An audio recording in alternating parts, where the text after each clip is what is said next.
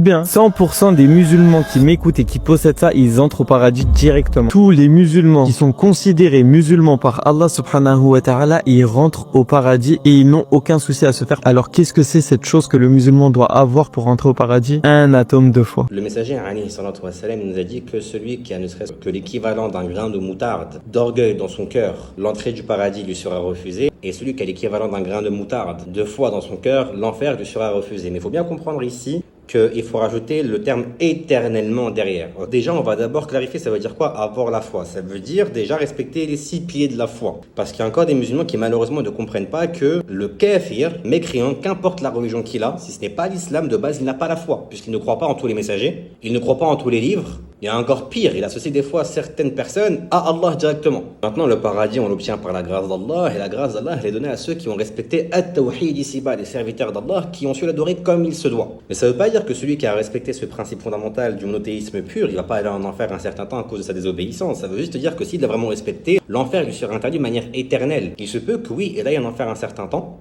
parce qu'il a trop désobéi, parce qu'il a commis des grands péchés sur lesquels il ne s'est pas repenti. Ne pensez pas qu'on est à l'abri de quoi que ce soit. Ceux qui nous ont précédés, parmi nos plus prédécesseurs, ils avaient eux-mêmes peur de l'enfer. Sufyan al-Thawri, par exemple, qui était l'un d'entre eux, à la fin de sa vie, il urinait du sang, tellement il stressait du fait que Allah lui enlève l'islam avant sa mort. On parle de gens qui avaient atteint une crainte d'Allah que nous, on ne peut même pas imaginer. Le messager alayhi salatu wa sallam nous rapporte également que les croyants qui rentreront en enfer le jour du jugement, d'un point de vue temporaire, ils auront la marque de la prière sur leur front. On parle de gens qui avaient l'habitude de prier peut-être pendant longtemps. Non, oui, Allah, Azza wa Jal, il peut te faire rentrer au paradis sans passer par l'enfer. Mais n'oubliez pas la raison pour laquelle on est venu ici-bas sur terre. At-Tawhid.